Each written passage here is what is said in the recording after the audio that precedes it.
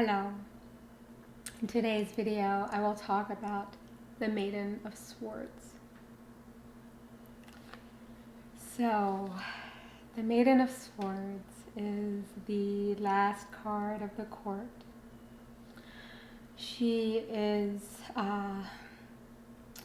representing immature feminine energy, and we're talking about a person. Again, this could be either the querent or someone in the querent's life, but the basic idea of this card is that she's working with the element air. She's working with the suit of swords, and her color is green, and the Buddha family would be karma. This card, so it's a young woman. She has not yet matured into her energy, and so she is working with kind of this, sometimes getting swept away, sometimes not fully understanding the the bigger picture. Her basic quality is that she wants to help, and so she does what she can to help others. Her motivation, like her primary motivation, is to help and support other people. She loves people, she loves others, and she's always ready to just step in and help. Because she's a little bit immature, she doesn't understand the full breadth of what it means to help.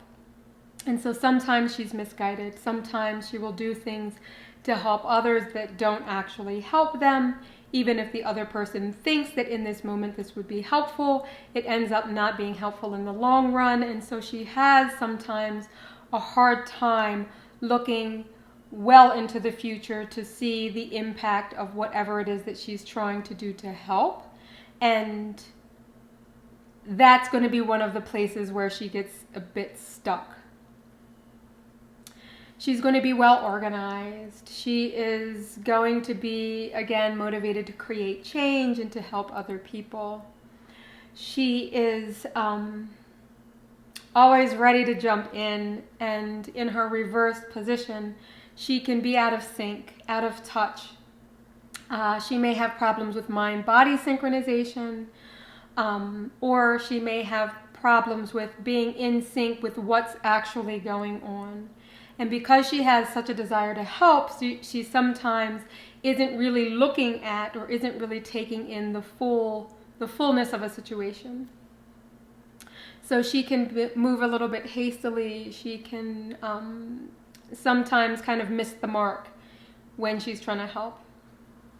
This sometimes leads to things like jealousy, where she wants to help really bad, or she may make a move to help someone and then they're not helped by her action and someone else helps the person, and then she feels a little bit jealous because she was trying so hard and her actions didn't lead to, the outcome that she expected. Again, in her reverse position, we're talking about being out of sync or out of touch. And her basic quality is that of wanting to help, wanting to be useful, wanting to support others, wanting to create change. This card is one of the cards that reminds me of my loved ones.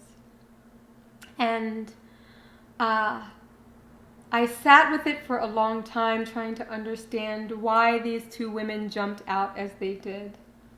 And so this card reminds me of my dear loved one, my little sister Ida, and my stepmother Leora. Whenever I look at the card, their faces just jump out at me.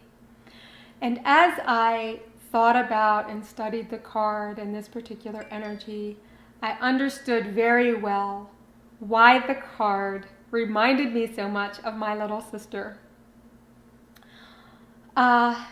She is a person who often will sacrifice her own well-being for the well-being of others. Like, she's always trying to think of, well, so-and-so needed help, or this person needed my support, and so I gave fully, not considering like what kind of position it might put me in the long run. Excuse me, I would like to acknowledge I'm sorry about the text message coming in. I apologize for that distraction. I am going to, please excuse me for a second, turn my ringer off because, yeah, I don't want another distraction. Anyway, so she is, so she reminds me a lot of my sister. And so when I see her little face pop up on the card, I always think of her. And I will now, I guess, think of the energy in this like fuller, more alive way, because I now have this connection, you know, between the card and this person who's very, very dear to my heart. This card in its making was one of these cards that was a little bit challenging in basically two areas. One was her skin color, and the other was her hair. For some reason, like, I kept trying to get her hair right, and it took me a very long time to get her hair to a point where it felt like, okay, you're good.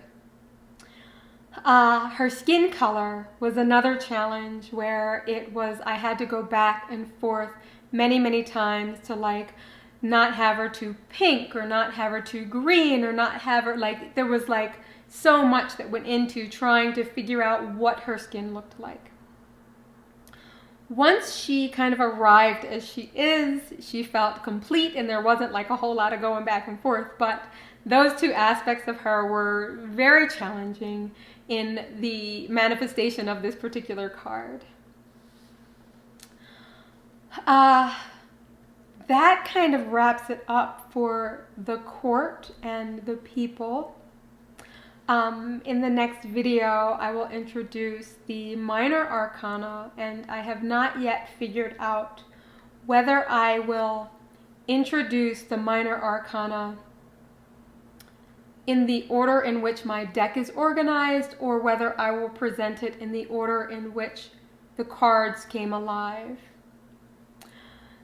So that whole story is a little bit complicated because I don't know if you remember me saying that, like, on paper I did the major arcana and then I started the suit of cups on paper.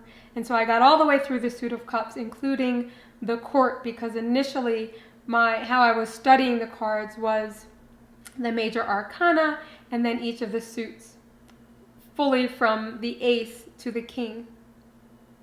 However, once I started studying and the deck started to come alive, the major arcana was created, then the court came alive, and then I started working on the suit of swords. My deck is organized in, basically it's the cups, and then the pentacles, and then the wands, and then the swords. However, and that's how the court was organized and how it manifested. However, when I went to the minor arcana, the swords came first, and I believe that had to do with what was going on in my life at that time and what needed to be reflected and what needed to be studied. As I've said before, this was a study, and it was like a life-changing endeavor. As I studied the cards, things in my life were aligning with whatever the struggle of the card was. And this was seen very much in the suit of swords, and probably to a lesser extent the other suits, but still even with them. And so I'm not sure yet how I will present them, but I will either, in my next video, present the minor arcana, starting with the cups or starting with the swords. Thank you so much for joining me. I look forward to talking to you soon.